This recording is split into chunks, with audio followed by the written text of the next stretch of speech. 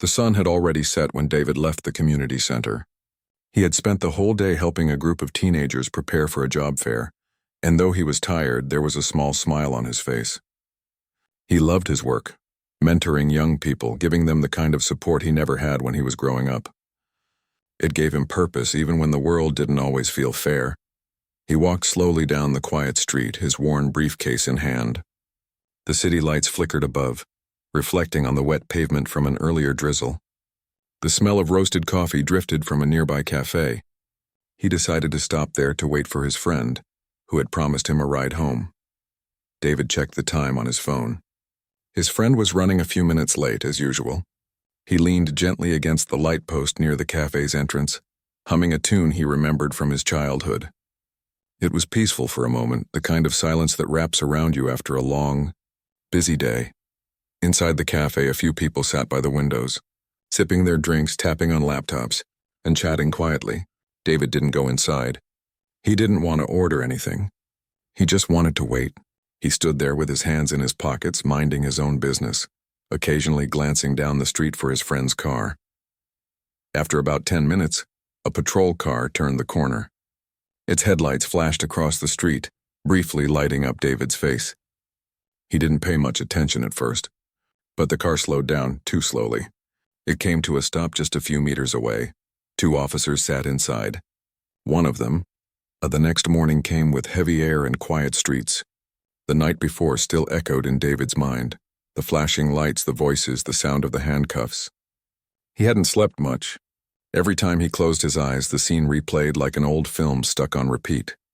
He made himself a cup of coffee and sat by the window, watching the early sunlight stretch across the rooftops. The world looked peaceful, unaware of what had happened, yet inside him something had changed. His phone buzzed. It was his friend calling again. "Hey," David said quietly. "You've seen it?" His friend asked quickly. "Seen what?" "The video. It's everywhere. Social media, local news pages, even a few blogs picked it up overnight." David rubbed his forehead. "Already?" "Yeah, it's all over the city. People are talking about it. Some are angry, some are shocked. And everyone's asking the same question. How does something like this still happen here?" David sighed. "I didn't want to be the center of attention." "I know," his friend said. "But this isn't just about you anymore. It's about how people are treated. Maybe this is what needed to happen for things to finally change." David didn't reply right away. He looked out the window again. "Change doesn't happen because of one video," he said softly. "It happens when people actually listen." There was a pause. Then his friend said, "Maybe now they will." After hanging up, David checked his phone. Dozens of notifications filled the screen. Messages, missed calls, and hundreds of comments under the video that had gone viral overnight. Some comments were supportive. "This is so wrong. I've seen that officer before. He always targets people unfairly." The man handled it with so much dignity. Others were defensive, blaming him or the system or trying to justify what happened. But David didn't focus on those. He had learned long ago that anger never built anything lasting. Instead, he scrolled through quietly, absorbing the reality that his small, quiet moment had now become a citywide conversation. By mid-morning, there was a knock on his door. When he opened it, the city council member from the night before stood there, dressed neatly, holding a folder. "Good morning," she said with a calm smile. "Morning," David replied, stepping aside. "Come in." She walked inside, placing the folder on the table. "I know you didn't ask for this kind of attention," she began, "but I think we need to talk about what happens next." David gestured toward the chair. "Please sit." She sat down and folded her hands. "The mayor called me this morning," she said. "He's seen the video, too. The chief of police has ordered a review of what happened." David nodded slowly. "I'm not looking for revenge," he said. "I just don't want this to happen to someone else." "That's exactly why I came," she said. "The mayor wants to meet you, and privately first. He thinks your story can help guide the changes we've been trying to make in the police department." David looked unsure. "I don't want this to turn into politics." "It doesn't have to," she said gently. "Sometimes the truth speaks louder than any speech." He thought about it for a moment. "All right," he said finally. "I'll meet him." She smiled faintly. "Good, I'll set it up for tomorrow morning." Before leaving, she paused by the door. David, what you showed that night, your calmness, your dignity, people noticed. That matters, he nodded slightly. I just did what I had to do. After she left, David sat for a while, staring at the folder she'd left behind. It contained statements, reports, and notes from the night before. He wasn't used to seeing his name in official documents, especially not in something like this. It felt strange, as if his private moment of injustice was now being processed like paperwork. Later that day, as he walked to the community center, people stopped him on the street. Some gave him a nod of respect. Others said thank you. A few even apologized, not for themselves but for what had happened, as if they shared the weight of it. When he entered the center, the young volunteers who worked with him were waiting. Their faces were full of concern and admiration. "Are you okay?" one of them asked. "I'm fine," David said, giving a small smile. "It's just been a long couple of days." "We saw the video," another said quietly. "We were so angry but also proud of how you handled it." David nodded, touched by their kindness. "That means a lot," he said. "But remember, the goal isn't to be angry. It's to be better, to make sure this doesn't happen again, to anyone."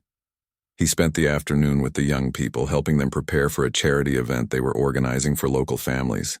Even as he tried to focus on their work, his mind drifted often. Every once in a while, his phone would buzz with another message or request for an interview. But he ignored them all. He didn't want fame. He wanted understanding. By evening, a small crowd had gathered outside the community center. Reporters, curious neighbors, even a few activists. They wanted to talk to him, to film him. Days turned into weeks, and the city began to shift in small but noticeable ways. The video of David's arrest had started a wave of discussions that reached beyond news stories or online comments. It made people stop, think, and for once, listen. David's days grew busier. Between his work at the community center and his new role on the advisory board, there wasn't much time to rest. Still, he didn't complain. He knew this was a moment when silence could cost too much. The first meeting with the board was held in a modest conference room at City Hall. The long wooden table was surrounded by people from different backgrounds: community leaders, teachers, local business owners, and a few officers from the police department. The atmosphere was polite but tense. When David entered, everyone turned to look at him. Some nodded respectfully, others just observed quietly. He could feel the curiosity in the room. The mayor started the meeting. "Thank you all for being here," he said. "We're here to discuss how we can build trust between our police and the communities they serve. What happened recently reminded us of how fragile that trust can be." David sat quietly, listening as others spoke first. Some shared frustration. Others expressed hope. But when the mayor asked if anyone had personal insight, the room turned toward David. He paused before speaking. "Trust doesn't come from speeches or new rules," he said softly. "It comes from what happens when no one's watching. The night I was stopped, that officer didn't see me. He saw a version of who he thought I was. And that's the real problem. We stopped seeing each other as people." The room fell silent. Even the officers seemed to think deeply about his words. A police sergeant named Collins spoke next. "I understand what you're saying," he said carefully. "But we deal with so much out there. It's hard not to be on edge." David nodded. "I respect that. I know your job isn't easy, but fear can't be the reason someone loses their dignity." The sergeant looked down for a moment, then nodded slowly. "You're right," he said quietly. The meeting ended on a thoughtful note. The mayor suggested forming a series of workshops where officers and residents could meet outside of official settings. No uniforms, no titles, just people talking. The idea was simple, but everyone agreed it was a good start. After the meeting, as people left, Sergeant Collins walked up to David. "I want to thank you," he said. "You could have walked away from all this. Most people would have." David smiled faintly. "Maybe, but walking away doesn't fix anything." Collins nodded again, offering his hand. "I'll see you at the workshop." When David returned home that evening, the weight of the day hit him. He sat on his couch, replaying the conversations in his head. It wasn't easy to sit across from people who represented a system that had humiliated him. But he knew that's where change began, in uncomfortable rooms filled with people trying to understand each other. A few days later, the first community workshop took place in a local high school gym. Folding chairs were arranged in a circle. There were no badges, no podiums, just people. David arrived early, helping set up the chairs and greet the volunteers. When the officers walked in, the atmosphere tensed for a moment. The residents looked uneasy, unsure what to expect. But David stood up and smiled, breaking the silence. "Thank you all for being here," he began. "We're not here to point fingers or make speeches. We're here to talk, to really talk." At first, the conversation was awkward. People hesitated to speak openly. But as the evening went on, the tone began to change.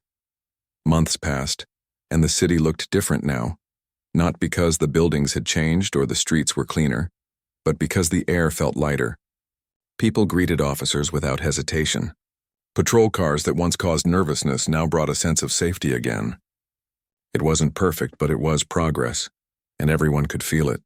David had become something of a local figure. His name appeared in the newspaper a few times, always with headlines about community work or reform meetings. Yet he never let that attention change him. He still walked to the community center every morning, greeting neighbors and helping kids with their school projects. He didn't want fame. What he wanted was peace, the kind of peace that came from knowing things were finally moving in the right direction. The city council had created a permanent community relations board, and David was officially one of its leading members. Their job was to keep open communication between citizens and the police department, addressing concerns before they grew into conflict. One morning, as he was preparing for a board meeting, his phone buzzed. It was the council member. "We need to talk," she said. David met her at a small cafe near City Hall. She looked tired but hopeful. "The mayor is stepping down at the end of the year," she said, "and he wants to appoint someone to lead the city's new community engagement office. He asked me to recommend a person who's proven they can bridge both sides." I told him your name. David stared at her, stunned. "You're joking," she smiled gently. "No, I'm not. You've earned this, David. You've done what most people only talk about. You've changed the city." He sat back, his mind spinning. "I never asked for this," he said softly. "I know," she replied. "And that's exactly why you deserve it." The idea of taking a formal role in city government scared him a little. He didn't want politics to dull his message or trap him in endless paperwork. But he also knew that influence could create lasting change. After a few days of thought, he accepted. The news spread quickly. Some praised the decision, others questioned it, but most agreed that David had become a symbol of unity. His story had started with misunderstanding, but now it stood as proof of what compassion and patience could achieve. His first day at the new office felt surreal. The space was small but bright, filled with posters from local artists and photos from the workshops he had helped organize. He made sure it didn't feel like another government room. He wanted it to feel like a safe place, somewhere people could walk in and be heard. One of his first projects was to create a mentorship program, pairing young police officers with community leaders. "If they know each other's stories," David said at the first planning session, "they'll know how to treat each other better." The program grew faster than expected. Officers began attending local events voluntarily, while residents started inviting them to neighborhood gatherings. Walls that had stood tall for years began to crumble, replaced by something new: respect. A few months into his new role, David received an unexpected visit. It was Officer Reed, the same officer who had stopped him that night so long ago. Reed looked different. He wasn't in uniform. His eyes seemed softer, humbled. "Can I talk to you for a minute?" he asked. David nodded and invited him inside. They sat across from each other, the air thick with unspoken history. "I've been wanting to come for a while," Reed began quietly. "I saw the workshops on TV, I saw what you've done, and I've been thinking a lot about that night." David said nothing, just listened. "I was wrong," Reed continued. "I didn't see you that night, I saw my own fears. I thought I was being cautious, but I was being unfair. I hurt someone who didn't deserve it. I wanted to tell you that in person." For a moment, neither spoke. The past sat between them like a heavy shadow. Then David said softly, "I appreciate that. It takes a lot to say what you just said." Reed nodded slowly. "I'm trying to do better. I even started mentoring younger officers. I tell them about that night, about how one wrong assumption can ruin trust." David smiled faintly. "Then maybe something good came out of it after all." They shook hands, not as enemies or symbols of different sides, but as two men who had both learned something important about humanity. After Reed left, David sat in silence for a while, thinking about how strange life could be. The same man who had once treated him unfairly was now helping to teach others not to repeat that mistake. Change really was possible. As time passed, David's office became known across the state. Other cities reached out, asking for guidance on starting similar programs. The mayor, before stepping down, personally thanked David at a public event, saying, "You reminded us that leadership doesn't come from authority. It comes from empathy." The crowd applauded, but David didn't smile for the cameras. He smiled for the people who had stood beside him through it all. The council member, Sergeant Collins, the kids at the community center, and even those who once doubted him. A few weeks later, he attended another workshop, this time as a guest. The circle of chairs looked the same as before, but the faces were new, young officers, students, and a few elders who had lived in the city for decades. When it was David's turn to speak, he stood and looked around the room. "I want to tell you something," he began. "This city didn't change because of me. It changed because we all decided to listen. Every person in this room has a story, and every story matters." He paused, glancing at a young officer who looked nervous. "Change doesn't happen overnight," he continued. "It happens in the small choices. How you treat someone, how you respond when things go wrong, how you see people who don't look like you." When he finished, the room erupted in quiet applause. There was no shouting or cheering, just a feeling of calm understanding. Later that night, as he walked home under the soft glow of streetlights, David passed the spot where it had all begun, the place where he'd been stopped months earlier. The street was quiet. The same lampposts stood tall, but now they didn't remind him of fear. They reminded him of how far things had come. He stood there for a moment, breathing in the cool air, thinking about how one painful moment had turned into something powerful. A voice from behind called out, "Hey, Mr. David." He turned and saw a group of teenagers from the community center. They were laughing, holding flyers for an upcoming youth event they were organizing. "You coming to the game this weekend?" one of them asked. David grinned. "Wouldn't miss it." They waved and ran off down the street. He watched them go, a warm feeling spreading in his chest. These kids were growing up in a city where things were just a little bit better, a little fairer than before. That, he thought, was worth everything. When he finally reached home, he poured himself a cup of tea and sat by the window. The city lights blinked in the distance, and for the first time in a long while, he felt completely at peace. He thought about how everything had started with misunderstanding and fear, and how it ended with forgiveness and understanding. Life, he realized, wasn't about never facing injustice. It was about choosing how to respond when you do. He leaned back, smiling to himself. The journey hadn't been easy, but it had been worth it. And maybe, just maybe, his story would remind others that one moment of patience, one act of kindness, could ripple outward and change the world around them. Outside, the city hummed softly, alive with new beginnings.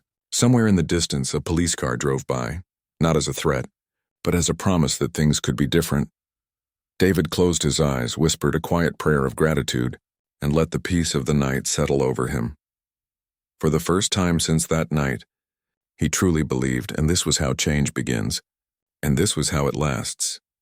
An older woman shared how she had been afraid to call the police when her car was stolen, because she didn't trust how she'd be treated. A young officer admitted he sometimes felt nervous patrolling certain neighborhoods because he didn't know how people would react to him. David listened carefully, guiding the conversation gently. "This is how it starts," he said at one point. "We don't fix anything by pretending. We fix it by being honest." By the end of the evening, there was laughter, a few tears, and a sense of something beginning to heal. People who had walked in as strangers left shaking hands. Outside, Sergeant Collins stopped David before he left. "That was something," he said. "I didn't think people would open up like that." David smiled. Sometimes they just need to feel safe to speak. The workshops continued every week. Each one drew more people, students, parents, business owners, and more officers. Local media began covering them, but David made sure they didn't turn it into a spectacle. "We're not here for cameras," he said firmly. "We're here for connection." As the weeks passed, the tone in the city began to shift subtly. Officers who had once been defensive started attending on their own. People began to see the uniform differently, not as a wall but as something human behind it. One afternoon, David received a call from the police chief. "I've been watching what you've been doing," the chief said, "and I think we need to bring some of this energy to the department. Would you be willing to speak to our recruits?" David hesitated, then agreed. "I'll do it," he said, "but only if I can speak honestly." The chief chuckled softly. "That's exactly why I called you." A week later, David stood in front of a group of young recruits at the police academy. They looked sharp in their uniforms, full of determination and curiosity. "I'm not here to lecture you," David said. "I just want to tell you what it feels like to be on the other side, to be stopped for no reason, to be seen as a problem before a person." The room was silent as he spoke. His words weren't angry. They were thoughtful, measured, and deeply human. He told them about the fear, the confusion, and the quiet pain of that night, but also about the hope that came afterward. "When you wear that uniform," he said, "you hold people's trust in your hands. It's heavy, but it's sacred. Don't forget that." When he finished, several recruits came up to thank him. One of them said quietly, "I'll remember that, sir." Driving home that evening, David felt something he hadn't in a long time: peace. The world wasn't perfect, but it was changing inch by inch, conversation by conversation. That weekend, the community center hosted a large gathering called Bridge Day. It was an idea that came from one of the workshops, a day for everyone to come together and celebrate progress, no matter how small. There were food stalls, music, games for kids, and a small stage for speakers. The crowd was diverse. Officers in plain clothes mingled with residents. Kids ran around freely, and laughter filled the air. David stood by the stage, watching it all unfold. The council member approached him, smiling warmly. "You did this," she said. He shook his head. "No, we did this," she nodded. "Still, none of this would have happened if you hadn't stayed calm that night." David looked thoughtful. "Sometimes staying calm feels like the hardest thing in the world," he said. "But it's the only way people can really hear you." As the sun began to set, the mayor arrived and took the stage to thank everyone for their efforts. "What started as a painful moment," he said, "has turned into a movement for unity. Let's make sure this doesn't fade with time." The crowd applauded. David stood in the back, his heart full. When the event ended, a young boy ran up to him. "Mr. David," he said shyly, "my dad's a police officer. He said you're helping him see things better now." "Thank you." David knelt down, smiling warmly. "You tell your dad that he's helping me see things better too." The boy grinned and ran off. As the lights from the event flickered against the night sky, David walked slowly toward his car. The street was quiet, almost like that first night, except this time, there were no flashing lights, no suspicion, no fear, just calm. He sat in the driver's seat for a moment, hands resting on the steering wheel, taking it all in. The journey hadn't been easy. It had started with humiliation and disbelief, but it had grown into something meaningful. The city was still far from perfect, but he could feel the change, in conversations, in faces, in trust slowly rebuilding itself. He smiled to himself, whispered a quiet thank you to the night, and drove off knowing the road ahead was still long, but no longer lonely. Turn his story into another headline. He politely declined every interview. "I appreciate your concern," he said to the reporters, "but this isn't about me. It's about respect and fairness. Let's focus on that." One of the reporters nodded, surprised by his calmness. "Do you think justice will be done?" she asked. David looked thoughtful. "Justice," he said softly, "isn't about punishment. It's about making sure it doesn't happen again." That night he returned home exhausted. He turned off his phone and sat quietly, the hum of the city fading into the distance. The council member's words from earlier echoed in his mind. Sometimes the truth speaks louder than any speech. He thought about his parents, how they had raised him to believe in decency, no matter what the world threw his way. They had always told him, "You can't control how people treat you, but you can control how you respond." He had done that. And somehow it had started something bigger. The next morning, he dressed neatly and made his way to City Hall. The building was tall and made of glass, reflecting the blue sky. It felt intimidating, but he walked with quiet confidence. Inside, the council member greeted him warmly. "Thank you for coming," she said. "The mayor's waiting in his office." They walked down the long hallway past rows of framed photographs, past mayors, city projects, awards. David noticed that most of the faces in the pictures didn't look like his. That thought sat with him silently. When they entered the mayor's office, the mayor stood to greet him. He was an older man with kind eyes and a tired smile. "David," he said, extending his hand. "Thank you for coming. I wish it were under better circumstances." David shook his hand. "Thank you for inviting me." The mayor gestured for him to sit. "I've seen the footage," he said. "I've also seen your work at the community center. What happened that night should never have happened. Not to you, not to anyone." David nodded quietly. "We're reviewing the officer's actions," the mayor continued. "But beyond that, I want to make sure we use this moment to push for something real. Not just statements or apologies, but reform. I want your input." David blinked, surprised. "My input?" "Yes," the mayor said. "You've spent years working with people in this city. You understand trust, something our department has been struggling to rebuild. I'd like you to join a small community advisory board we're forming." David hesitated. "I'm not a politician." "You don't need to be," the council member said gently. "You just need to care, and you already do." He thought about it for a long moment. "If it means helping people, I'll do it," he said finally. The mayor smiled warmly. "That's what I was hoping you'd say." They spent the next hour talking about ideas, changes, and how to bridge the gap between officers and citizens. David spoke honestly about what needed to change. More understanding, more listening, more empathy. When he left the meeting, he felt lighter, as if some invisible burden had shifted. He knew the work ahead wouldn't be easy, but it was a start.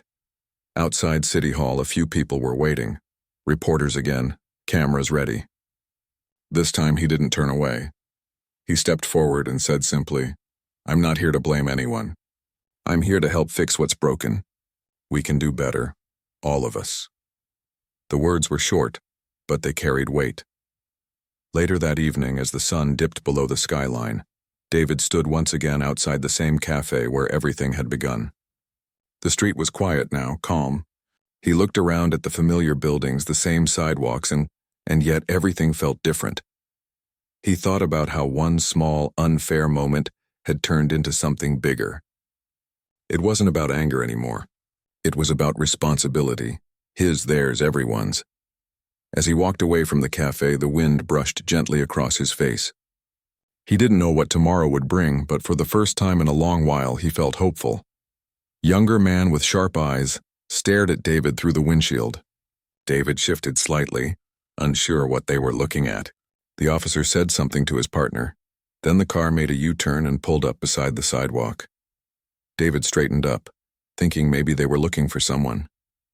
But when the officer stepped out and started walking toward him, a heavy feeling grew in his chest. "Evening," the officer said. His tone was flat, official. "What are you doing here?" David blinked. "Just waiting for a ride, sir?" "My friend's on his way," the officer frowned. "You live around here?" "Not exactly. I work nearby, though," David replied calmly. The officer nodded slowly, his hand resting near his belt. "We've had reports of suspicious activity in this area. You mind showing me some ID?" David hesitated for a second, not because he didn't want to, but because of how the question was asked. There was no friendliness, no trust, just a wall of suspicion. Still, he reached into his pocket and handed over his wallet. The officer looked at his ID, his eyes narrowing as if trying to find something wrong. "What brings you out here this late?" "I told you," David said softly, "just waiting for a ride. I work at the community center 2 blocks down." The second officer got out of the car and stood nearby, crossing his arms.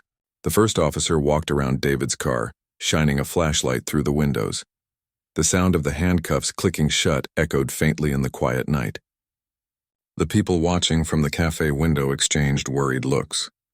No one said anything loud enough to challenge the officers, but their faces said it all: confusion, disbelief, and quiet disapproval. David stood still, his hands cuffed behind him. The cold metal pressed against his wrists, biting slightly into his skin. He didn't resist. He didn't shout. He knew raising his voice or making sudden movements would only make things worse. Still, the humiliation of being treated like a criminal in front of strangers stung deeply. His friend, still standing by his car, couldn't hide his anger. "Officer, you can't just arrest him for standing outside a cafe," he said, trying to stay calm. He's not doing anything wrong. He's waiting for me. But the officers acted as if they couldn't hear him. One of them opened the back door of the patrol car while the other guided David forward. "Sir, please," his friend pleaded again. "You're making a mistake." "Back away," the younger officer said firmly, pointing toward the sidewalk.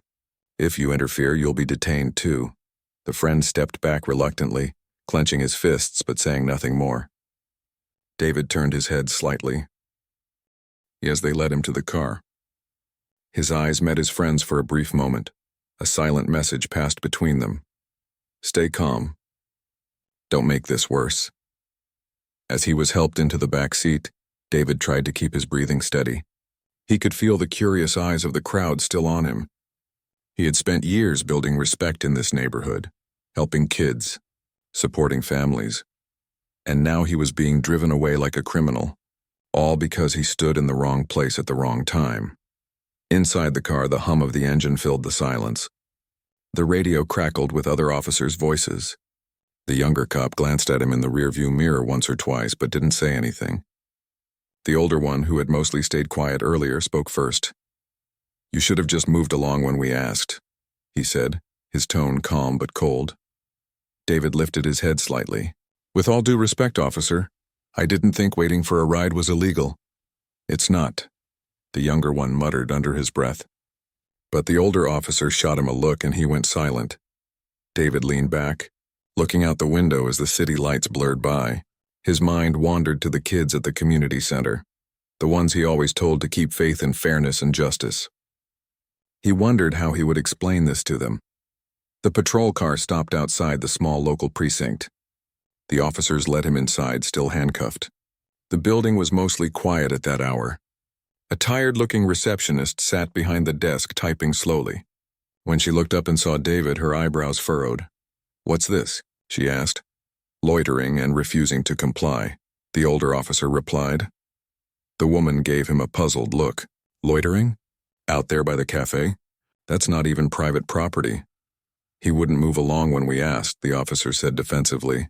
She sighed softly, shaking her head, but said nothing more. She handed him a clipboard for paperwork. David was asked to sit on a metal bench against the wall. He did so quietly, his shoulders tense. The air smelled faintly of disinfectant and old coffee. A small clock ticked loudly from the corner of the room. Minutes passed, maybe longer. Then, without warning, the door opened and a familiar face walked in. His friend holding his phone. "I have everything recorded," his friend said firmly. "You're going to regret this." "Sir, you need to step back," one officer said, but his friend didn't move. "I called the city office," he said quickly. "Someone's coming down here right now." David's head lifted slightly. "Who?" he asked quietly. "You'll see," his friend said, a faint smile of relief on his face. The officers exchanged uneasy glances. They were used to small arguments, complaints, maybe even short videos posted online. But when someone mentioned the city office, they knew it could turn serious. About 10 minutes later, the door opened again. The room went quiet as a well-dressed woman walked in, her face calm but serious. She carried herself with quiet authority, not loud, not proud, but powerful in the way she looked at people. The receptionist stood up immediately. "Council member, I didn't expect—" "It's fine," she interrupted softly. "I was nearby." The older officer looked uncomfortable. "Good evening, ma'am," he said carefully. She glanced at David, then back at him. "Good evening," she said. "Would someone like to explain why a respected member of this community was handcuffed and brought in for standing on a public sidewalk?" The younger officer swallowed hard. "We were responding to a report of suspicious activity, ma'am. The area's had issues before." "And this man looked suspicious to you?" she asked. Her tone wasn't angry. It was calm, but cutting. "He refused to move along when asked," the older officer added quickly. David spoke quietly from his seat. "I told them I was waiting for my friend. He was just a few minutes away." The council member nodded slowly, then turned to the officers again. "Did he threaten anyone? Disturb the peace? Damage property?" There was silence. "No, ma'am," the younger one said finally. "Then you arrested him because—" she pressed. "Procedure," the older officer said flatly. She raised an eyebrow. "Procedure doesn't replace judgment, officer. It's supposed to guide it." Her words hung in the air for a long moment. The officers shifted awkwardly. David sat quietly, his eyes down, not wanting to gloat or make things worse. After a few seconds, the council member looked toward the receptionist. "Please remove those handcuffs," she said. The woman behind the desk nodded quickly. One of the officers stepped forward hesitantly and unlocked them. The click sounded almost like a sigh of relief. David rubbed his wrists gently, the mark still faintly visible. "Thank you," he said softly, looking at her. She nodded back with a small smile. "You shouldn't have been here at all tonight," she said. Turning back to the officers, she continued, "Do you know who this man is? He runs one of the city's biggest youth outreach programs. He's been recognized twice by the mayor for community service, and tonight he was helping teenagers prepare for job interviews." The officers' faces shifted from stubborn confidence to quiet embarrassment. "I didn't know that," the older officer said. "You didn't ask," she replied. There was no shouting, no insults, just calm, precise truth. The council member walked over to David. "Are you all right?" "I'll be fine," he said quietly. "This isn't the first time something like this has happened." Her eyes softened. "It shouldn't happen at all." David gave a faint, tired smile. "Thank you for coming." "I saw the video," she said simply. "It was already online before I got the call." David blinked. "Video?" His friend nodded, holding up his phone. "People at the cafe started sharing it right after you were taken. It's already got thousands of views." The council member sighed, rubbing her forehead. "Then we'll have to handle this carefully," she said. "The last thing we need is another public uproar, but the truth still needs to be addressed." She turned to the older officer again. "I'll be reporting this incident personally. In the meantime, release him officially and clear his record of any temporary charges." The officer nodded silently, knowing there was no point arguing. As they finished the paperwork, David stood near the door, quietly observing. He didn't feel angry, just deeply tired. When it was all over, the council member walked outside with him and his friend. The air felt cooler now, calmer. The city lights flickered gently. "I'm sorry this happened," she said softly as they reached the sidewalk. "You don't need to apologize," David said. "You didn't do anything wrong." "But I represent this city," she replied. "And when something like this happens, it means there's still work to do." David nodded slowly. "There's always work to do." They stood there for a moment, letting the quiet settle. Cars passed by. Somewhere down the street, laughter drifted from a restaurant. Life kept moving, even after moments that tried to break you. Finally, she smiled faintly. "You know, this might turn into something bigger," she said. "People are already sharing your story. Maybe it'll start a conversation we've needed for a long time." David looked thoughtful. "Maybe, but I don't want to be the face of something. I just want things to change," she understood. "That's exactly why people will listen to you," she said gently. He gave her a small nod. "We'll see." As she walked back toward her car, David's friend placed a hand on his shoulder. "You all right?" David took a slow breath and nodded. "Yeah, just tired." "You didn't deserve that," his friend said quietly. "I know," David replied, "but maybe something good will come out of it."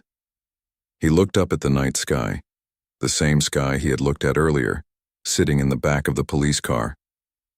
Only now he felt different. Still weary, but also strangely hopeful. Sometimes, the worst moments had a way of revealing the truth, not just about people, but about systems, about justice, about hearts. And though he didn't know it yet, the next few days would change everything, not just for him, but for the whole city. "Got any reason you're standing out here instead of inside the cafe?" he asked. David took a breath. "I wasn't planning to buy anything. Just waiting." The first officer nodded again, still not satisfied. "You know, loitering around businesses after dark can look suspicious," he said. David's eyebrows lifted slightly. "Loitering? I'm just standing here, sir. I didn't think waiting for a friend was a crime." The officer's tone hardened. "I didn't say it was a crime.